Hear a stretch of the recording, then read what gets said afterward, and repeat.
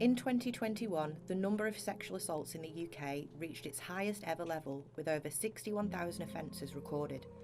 A large number of these took place in public places, which has led to a lot of worry, particularly among parents, about whether their children are safe going out on their own.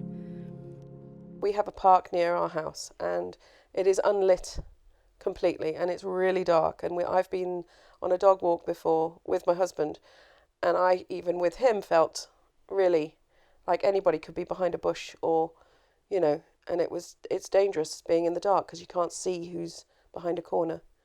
I worry mainly about Jessica's safety in a world where she feels that she's safe and, she can take care of herself. But obviously, I'm, as a mother, worried about her safety in a big world where there's lots of nasty people. I think the biggest change has been the internet and social media. And I think it influences our kids really badly. For us, we had telephones. My parents used to get cross at me for using the phone too much or something, but we have no control over our daughter's use of Mobile phones. internet. We had no mobile phones, one phone at the house. The other thing is, we grew up in small towns and basically rural places we were. So, you could go out till late and, all your friends were out and everybody walked home. No real public transport either. It seemed a lot safer then, but probably not too much safer. I probably felt the same way my daughter does now, which is she feels safe, but my mum used to worry about me. I'm the same about my daughter. But I think the biggest difference is definitely the influence of TV, internet, and her friends, social media, not necessarily her friends there, more like her peers, which we have no control over. I wasn't scared of anything. You feel indestructible at that age, but I'm a boy. How about you? I was scared of normal things like I wouldn't walk at home alone at night, but I lived in Africa where you always had a lift. There was always an older friend who had a car, but I never needed to walk home. A typical night is you go, you sit down with friends, you chat, you laugh, have a bite, and come home. And that's what I'm hoping a typical night for my daughter is. I said to Jessica, if she ever feels unsafe in a situation, she needs to call us and we'll pick her up, because we're always available to drive, even if it's whatever time in the morning or whatever. But Jessica doesn't seem to go out from our house to places where she would need us to pick her up at very unsociable hours, sort of thing. She does go and stay at people's houses, so she may go from there out to places, and hopefully still she would call us, even if she was in the care of somebody else. I wouldn't want Jessica to go much to places like Manchester or Liverpool. Cities. Just like that, without friends that we know and trust as well. So it depends also who she's going with, as much as where she's going to. But we'd like to be in the know. What's the plan? Jessica can be quite secretive. Getting to her to open up can sometimes be difficult. So on my background is I didn't really talk to my parents about anything I did. So hopefully she tells us. We keep on telling her that she can tell us anything, about everything, and we try to have open mind. But we can only hope that she's not doing anything bad, and we hope that we brought her up correctly and also knowledgeable enough to say no when it's shouldn't be doing something, and say yes when it's something fun to do. We believe that we brought Jessica in the sense that she knows when someone is doing something illegal or immoral, and she says, that's not for me, I'm not going to join you. And that's what we really hope, that we brought her up correctly in that sense. And also to be self-assured, to make her own decisions, and be more of a leader than a follower. So that's how we want it to happen. My name's Robert Ray, I'm 17. Philip Rag and that. 17, live in Windmill Hill and that. And freelance artist at home. And then go college. My name is Molly Whitaker. I am 17. I do art at college. That's the thing I mostly do with my day at this point. Typical night out will be with my friends and that, and we'll just hang around in the park or in someone's house, whoever's house. When I do go out, it's like, I don't like going out if there's not a lot of people. Like, there has to be like a big kind of group of people. Otherwise I find it a little bit hard to like make it fun. But if I do go out, it's usually in parks and places like that. Typical night out, it's usually with my friends. They'll invite me somewhere, I'll go, we hang out for a bit. Usually come home at about like 9 or something. I always tell my mum where I am, what I'm going to be doing, and if she knows the people, so like if it's people from secondary school, I will say like, oh, this person's going to be there, this person's going to be there, that person's going to be there, and that kind of helps me as well know that if something happens, there is like a record of where I've been. Stuff like making sure I'm not out too late, and if I am, there's always people there. Just, you know, things like that. I usually assume nothing bad's going to happen to me, which is pretty bad, but you know. With friends, I go out at least once a week at this point, on my own. Not really. When I used to work like in a little like food place, and I would tend to get a little bit of harassment there. But in terms of out of work and just going out with friends, I would say it's just catcalling, stuff like that, unfortunately. There has been one. Most of the time they always happen when I'm sitting on the bus, and it's most of the time like guys just staring at me, or they're just constantly looking. Many teenagers have been subject to some form of harassment, but worryingly, they do appear to take it all in their stride, as if this is something that is just a part of everyday life today. Very uncomfortable. Not good. It's not, like, catcalling is not as nice as people who do it make it out to be. If like a guy or something like that is like, you know, harassing her or whatever, I'd probably like stand in front and be like, yo, what the fuck are you doing? Like, leave her alone. And, you know, tell her to like go, get to a safe place, something like that. And I kind of just thought like, wow, it's like, it's the way she described it, it was kind of like, it sounded like, you know, it happens every day, like, and I just felt really bad for her, but like she kind of had to like brush it off. It's like, oh, whatever. It made me kind of struggle to not view myself as very, like, what will people think, like, very, like, it kind of made me feel like a lot of people just view me as, specifically a woman, as kind of quite, like, sexual. Like, it's hard to kind of feel like in a space there aren't people looking at me in that way, which might sound really big-headed, but unfortunately when you experience that, it's hard to kind of feel otherwise, mixed in with just general anxiety as well. Most of the time I end up just kind of hiding myself away for a bit. I think that my mum would be the first person I'd go to, but if I'm out with friends, it would probably have to be, in those kind of instances, probably a male friend. I'd kind of like say to them to explain it, or if not, just another female friend. Mostly my friends, I would go and either call them if they're not around, or if I'm near them, I'll kind of grab someone and gently talk on them and go, can we talk for a second? I don't really like going out on my own, so it's kind of hard to think what I would do in that situation. I would say that if it was a situation like I was being followed, I would try and distance myself is the biggest thing, just create distance between the person that made me feel unsafe, call someone, let them know more specifically where I am, so I'd be like, if I can find kind of like a road sign, I'd be like, I'm here if something happens, and if it's bad enough, I would try and get a lift home, or at least somewhere safe. The area I would avoid going out is woods and that. Even though I live near them, I avoid them.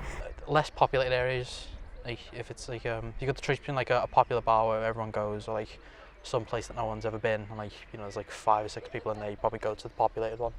I think that avoiding places surrounded by alcohol and just like darker streets that look like there is the potential for there to be either just me and just someone else. Like, I feel like for me it's very important that like I can see someone that I can go to. I wish I knew that there are people that will help. It's not as scary if you have someone there. Obviously, if you're on your own, it's a completely different thing. But like, if I go out with people, I kind of know that like, if you have that trust there, they will have your back, which I think is a nice thing. But I think it is very hard to kind of justify that because it's not all sunshines and rainbows. You can't really, you have to look after yourself first and foremost, that kind of thing. My advice would be probably keep friends close to you. Yes, as much as like family is that close, but keep your friends really close and trust them. Yes, at times they're not going to trust. You just need to find the right people to trust.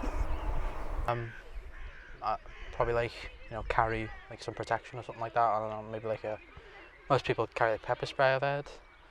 Maybe like where your closest like things, like public places and stuff like that, and like public transport places, so you can get out of there quick.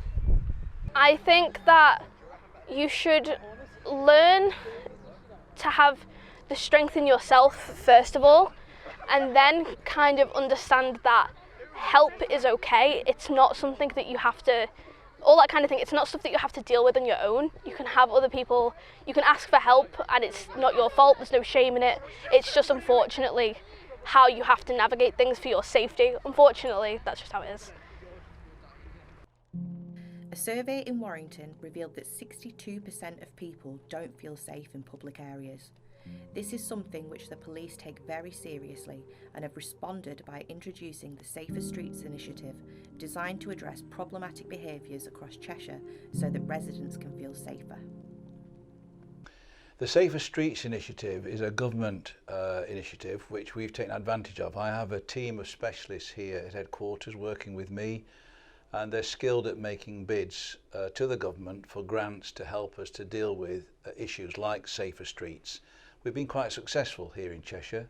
We have received now in excess of £1 million worth of grants from government just to deal with our Safer Streets initiatives, which I'm very pleased to say we're now rolling out across the county. We've got 4 local authorities here in Cheshire. We have Cheshire East, Cheshire West and Chester, Warrington and Halton, 4 borough councils, all unitary authorities. The Safer Streets initiative is required because, you know what, whether we like it or not, there are lots and lots and lots of females in particular across this county and indeed across the country who feel unsafe on our streets. Now, I have to tell you that our streets in Cheshire are reasonably safe, but that's not to say we don't have our moments, because clearly we do. The important thing is, though, that I do everything I can to represent those females who feel unsafe, to ensure that they understand that I'm doing everything I possibly can to make the streets safer for them. When we launched this initiative, I felt that we would get full support, and indeed we have got full support, particularly from female groups, because they clearly identify this as being in their interest and for the benefit of them. Interestingly, we've got support though from a wider audience across Cheshire. So indeed, even male groups are saying, yeah, this is a good initiative, so good luck and get on with it. I would hope there aren't many people who aren't aware of it, because we've done everything we possibly can to illustrate the fact that we're here, we're fighting the corner for females in particular. We've now launched a new piece of kit called Good Sam. SAM, the SAM bit of Good Sam stands for Smartphone Activated Medic, because it's been used, this software has been used by the health service for a long, long time, where ambulances would turn up at scenes and then seek advice from their control room. So they would transmit a picture back to the control room to say, what do you want us to do? We've converted that into a police-friendly piece of kit. So if you as a female feel unsafe on our streets, feel that you're being followed by somebody you didn't want to be followed by, then we ask you to dial 999. That's received by our operators in the force control room, and immediately they can see where you are, but they will send you a link, which when you activate the link on your smartphone will actually open up a video connection to the control room. So you're now talking face to face with our operators, and they can see what it is that's causing you to feel concerned in your environment. So two things: A, they can see exactly where you are, because there's a little icon pops up on the map on their screen which tells them exactly where you are in this county. But secondly, it allows them to assess your needs immediately and to ensure that resources are dispatched to you to help the situation that you're facing. Where we've got reports of youngsters not actually reporting harassment that they've been subjected to, what I would say to those people is please, please, please report it to the police. The only way the police can end up with the big picture of what's really going on in our county is if those incidents are reported to the police for them to deal with. All these incidents are reported, and we will end up with then a pattern emerging as to whether there are certain areas in this county, certain premises in this county, where we need to actually focus more police resources to deal with the issues that are happening. But unless those reports are made, that will never happen, because the police won't be aware of it. So I would ask all youngsters, no matter what their sex or age is, to let us know where things don't seem right. So even if you yourself are not being subjected to harassment, but you're aware that somebody else is, then please don't hesitate to report that matter, because it's important that the police become aware of the big picture. A potential perpetrator is exactly the people I've just been talking about, who have been behaving towards the edge of normality, really. People whose behaviour actually is causing alarm and distress to others. So they're potential perpetrators. And you know what? I have a view that 80%, if not more, of people in this country, no matter what the age, the sex, the ethnicity, no matter what they are, over 80% of people are decent, hard-working, law-abiding people. There's a relatively small number of people that will actually cause problems for the rest of us. And really, it's up to the rest of us, this vast majority of us, the 80% plus of us, to get to grips with it and to actually work with the authorities to ensure that their attitudes, which are causing us all a problem, are dealt with properly and timely. So I think Safe Streets Initiative is a good idea. Yeah, it needs more lights, more CCTV in public areas would definitely help in any situation. So it's definitely a good initiative. I think that after hearing about it, I think it's a good thing. It's just that with the way that specifically girls have had to live, there's kind of a lot to almost, I don't know if live up to is the right word, but I think it's hard to put trust in people when you've had to deal with it, so much of it on your own. But I do hope for the best with it, is kind of thing. I can see it as a very good thing. I mean, yeah, it will definitely help. You know, if it's like well lit places and like people know what to, like they're trained what to do. I reckon it will help, but like, you know, it's a lot more has to be done, I'd say. I think it will help, mainly because, of course, more lights and that, and then the more they'll be able to see what's happening that, hopefully. This is a societal issue and needs to be addressed by society as a whole, which means education needs to have an important part to play in it. And it's about actually changing behaviours so that people do respect each other. So it's not just about males not respecting females, it's actually about everybody respecting everybody else and understanding that everybody's entitled to a view in relation to what they do and what they wear and where they go, and that other people should respect that.